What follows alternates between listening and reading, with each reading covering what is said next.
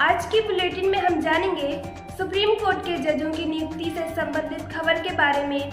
वर्षा में आई कमी के कारण भारत के प्रमुख जलाशयों पर क्या असर पड़ा है, जानेंगे ई व्हीकल फ्रेंडली हाईवे के बारे में।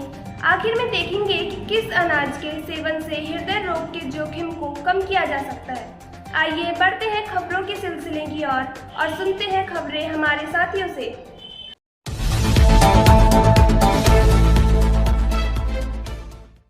सुप्रीम कोर्ट में जजों के स्थानांतरण और नियुक्ति कॉलेजियम व्यवस्था द्वारा की जाती है।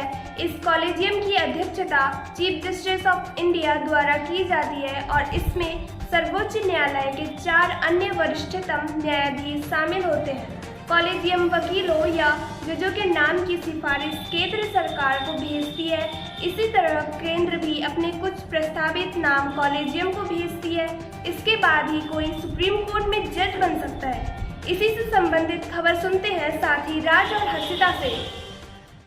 भारत के मुख्य न्यायाधीश एन.वी. रमन्ना के नेतृत्व में सुप्रीम कोर्ट कॉलेजियम ने शीर्ष अदालत के न्यायाधीशों के रूप में नियुक्ति के लिए सरकार के सामने 9 नामों की सिफारिश रखी है। कॉलेजियम ने पहली बार एक ही प्रस्ताव में 3 महिला जजों की सिफारिश की है। कर्नाटक उच्च न्यायालय की न्यायाधीश बी.वी. नागरत्ना का नाम चुनकर कॉलेजियम ने इतिहास रचा है, जो भारत की पहली महिला मुख्य न्यायाधीश बन सकती हैं। The Supreme Court Collegium, led by Chief Justice of India N.V. Ramana, has recommended to the government 9 names for appointment as apex court judges. The Collegium has, for the first time in one single resolution, recommended 3 women judges. It has scripted history by naming Karnataka High Court Judge B.V. Nagaratna, who may become India's first woman CJI.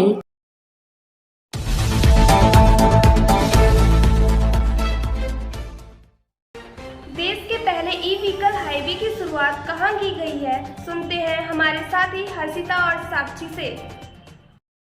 Delhi Chandigarh highway देश का पहला e vehicle friendly highway बन गया है। अब इस highway में भारी उद्योग मंत्रालय की FAME 1 योजना के तहत सौर आधारित इलेक्ट्रॉनिक वाहन चार्जिंग स्टेशन का एक नेटवर्क है। यह network Bharat heavy electronics limited के द्वारा स्थापित किया गया है। The Delhi-Chandigarh highway has become the first e-vehicle friendly highway in the country. Solar-based electric vehicles charging stations set up by Bharat Heavy Electricals Limited under the FAME First scheme of the Ministry of Heavy Industries.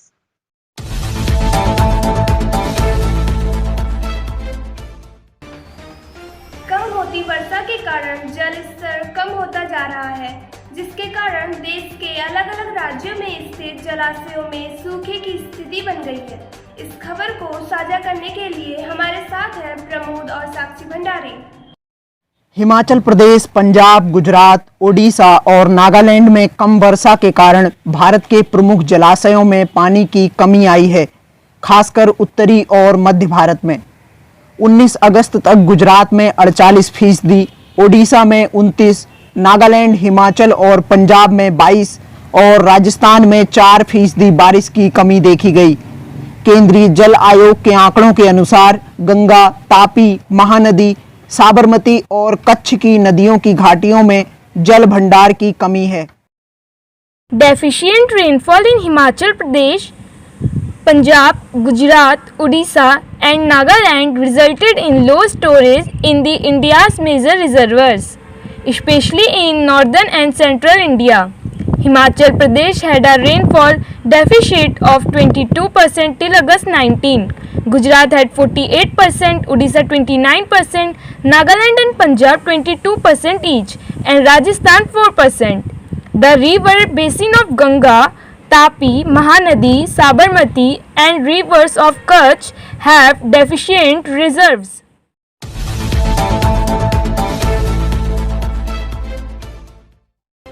पारंपरिक मोटे अनाज जैसे जौ, बाजरा, मक्का, मड़ुआ आदि हमारे स्वास्थ्य के लिए बहुत लाभदायक हैं। हाल ही में किए गए एक अध्ययन से यह पता चला है कि बाजरा हृदय संबंधी रोगों को कम कर सकता है। इस खबर के बारे में बता रहे हैं हमारे साथी कृति और simple.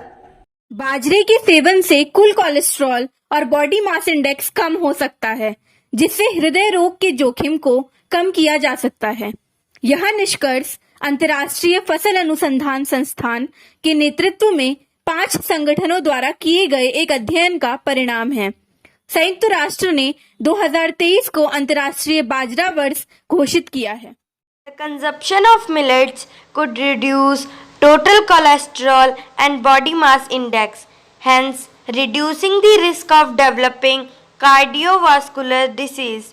The above finding was the result of a study undertaken by 5 organizations and led by the International Crops Research Institute for Semi-Arid Tropics. UN has declared 2023 as the International Year of Millets.